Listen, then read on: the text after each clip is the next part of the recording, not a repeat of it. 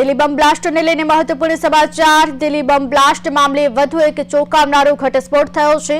આ સંબંધમાં ચાલી રહેલી તપાસમાં જે બાબત બહાર આવી છે તે મુજબ આશરે 8 શંકાસ્પદોએ 4 જગ્યાએ સિરિયલ બમ બ્લાસ્ટ કરવાની યોજના બનાવી હતી। તેમની યોજના બે-બેના ગ્રુપમાં 4 શહેરોમાં જવાની હતી। દરેક ગ્રુપમાં પોતાની સાથે કેટલાક આઈડી લઈ જવાની પણ યોજના હતી। तपास संस्थाए अंगेनो घटस्फोट कर्यो छे। दिल्ली लाल किला विस्फोटना आरोपी डॉक्टर मुजम्मिल, डॉक्टर अदिल अने शाहीने मળી 20 लाख रूपिया एकत्रित कर्या हता। आ रूपिया उमरने सोंपवामां આવ્યા। ત્યારબાદ તેઓએ ગુરુગ્રામ, નૂહ અને આસપાસના વિસ્તારોમાં આઈઈડી તૈયાર કરવા માટે 3 લાખ રૂપિયાની કિંમતે 20 ક્વિન્ટલથી વધુ એનપીકેની ખરીદી કરી હતી।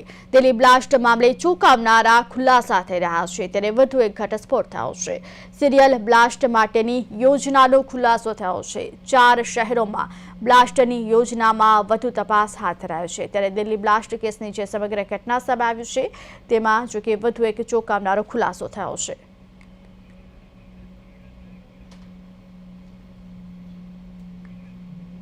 दिल्ली ब्लास्ट मामले चौंकावनारो घटस्फोट थयो छे। ब्लास्टनी योजनामां हवे वधु तपास हाथ धरवामां आवी छे। जो कि 4 शहेरोमां ब्लास्टनी योजना बनावी होवानुं सामे आव्युं छे। त्यारे ग्रुप बनावी બે-બેના अलग अलग 4 ग्रुप बनावी अनेक जग्याए एटले के जुदा जुदा 4 शहेरोमां ब्लास्ट करवानी तेमनी योजना हती। दिल्ही ब्लास्ट मामले वधु एक घटस्फोट। दिल्ही ब्लास्ट मामले चौंकावनारो घटस्फोट थयो छे। सिरियल ब्लास्ट माटेनी योजनाओनो खुलासो थयो छे।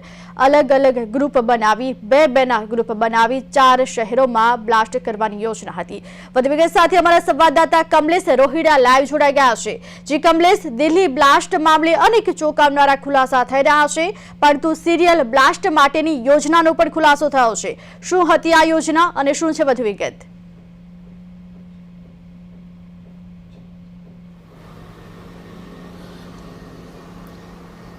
जी हूँ तमने जणावी दूँ उर्विशा, जे रीते 10 तारीखे सांजे exact 6:51 दिल्लीना Lal Qila metro station gate number 1 पर ब्लास्ट थाय छे, जेमां उपराउपरी तात्कालिक घटना स्थळे ज 8 થી 9 लोकोना मृत्युना समाचार आवे छे અને 25 થી 28 લોકો ઘાયલ થવાના સમાચાર આવે છે। જે બાદ સમગ્ર દિલ્હી શહેરની સાથે સમગ્ર દેશમાં એલર્ટ જારી કરવામાં આવે છે। અફરાતફરીનો માહોલ સર્જાય છે।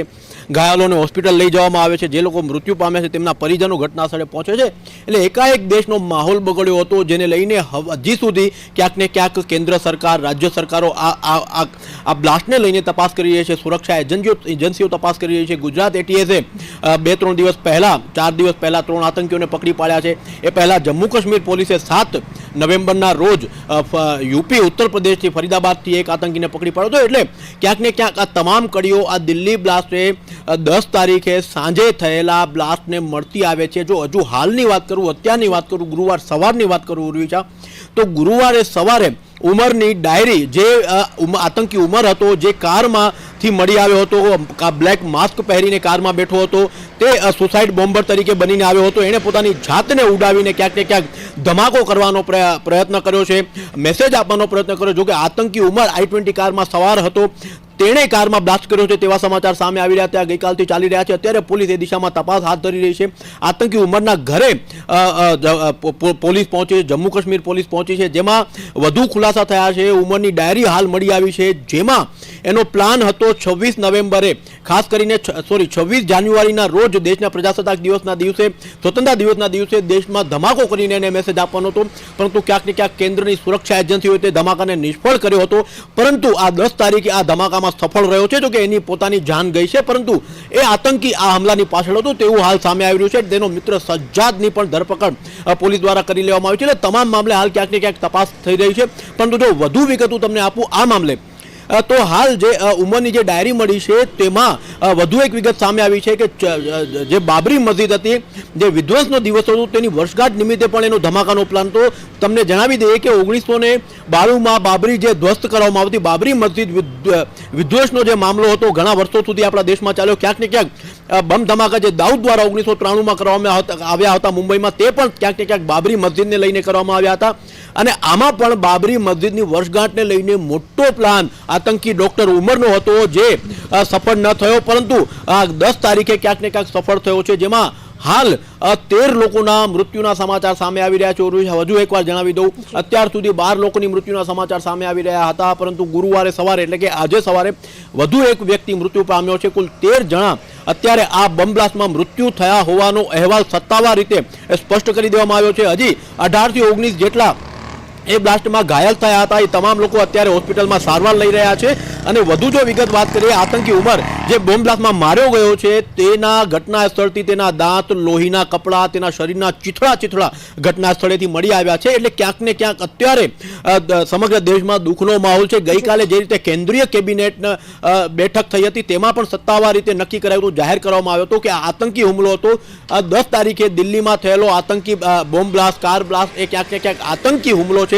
તે કેબિનેટ દ્વારા પણ અહેવાલ જારી કરાયો છે. હાલ આ દિશામાં તમામ દેશની સુરક્ષા એજન્સીઓ વધુ પ્રયાસ કરી રહી છે, તપાસ કરી રહી છે. ગુજરાત ATS પણ જે 3 આતંકીઓને થોડાક દિવસ પહેલા પકડ્યા છે, એમાં માસ્ટરમાઇન્ડ હતો ડોક્ટર સૈયદ, તેની પૂછપરછ કરવામાં આવી રહી છે. તે 3 વેપન્સ, 30 કારતૂસ અને ઝેરી કેમિકલ, રાઇઝિંગ નામનું કેમિકલ લઈને અહીંયાથી જવા રવાના થયો હતો. તેના ઘરેથી પણ વધુ કેમિકલ મળ્યું છે. એટલે હાલ તમામ એજન્સીઓ તપાસ કરી રહી છે. પરંતુ દુઃખદ સમાચાર છે કે વધુ એક નાગરિકની મૃત્યુ હાલ સામે આવી છે. 13નો આંકડો મૃત્યુનો સામે આવ્યો છે. જી કમલેશ, 4 શહેરોમાં બ્લાસ્ટની યોજના હોવાનું પણ ઘટસ્ફોટ થયો છે. કયા 4 શહેરો તેના નિશાન પર હતા? કારણ કે દિલ્હીમાં જ્યારે બ્લાસ્ટ થયો તેના થોડા દિવસ પહેલા જ ગુજરાતમાંથી પણ આતંકીઓ ઝડપાયા હતા. ત્યારે કયા શહેરો આતંકીઓની રડાર પર હતા તેને લઈને કોઈ માહિતી ખરી?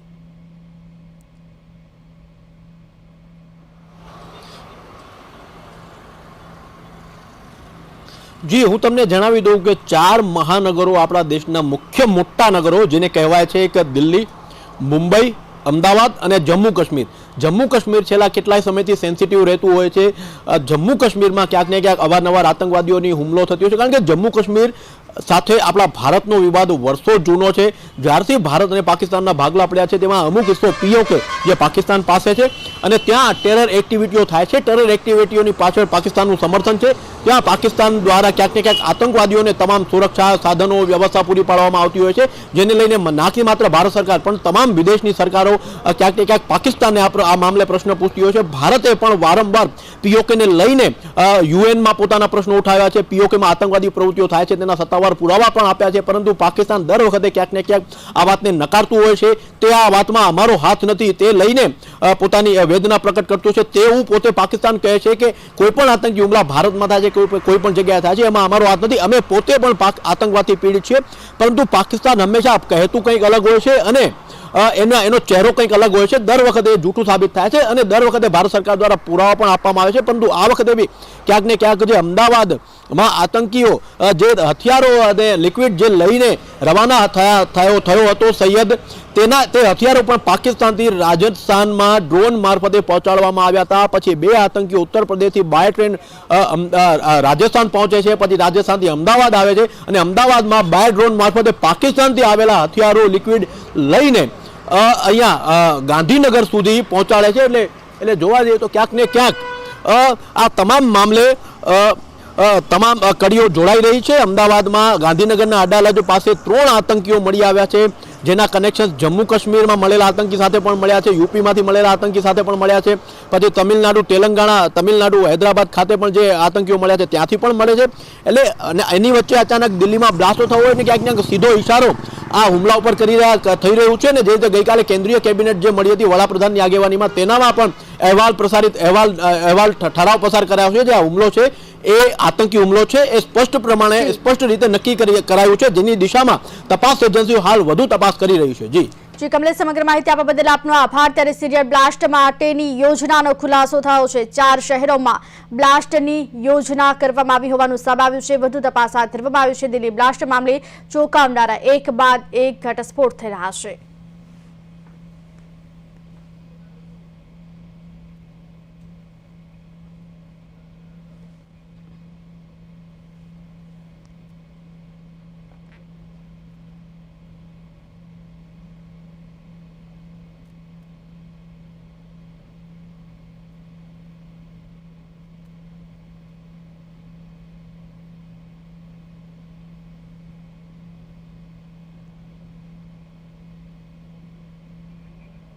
દિલ્હી બ્લાસ્ટ મામલે ચોંકાવનારો ખુલાસો એક બાદ એક અનેક ખુલાસા થઈ રહ્યા છે ત્યારે 4 શહેરોમાં બ્લાસ્ટની યોજના હોવાનું પણ ઘટસ્ફોટ થયો છે.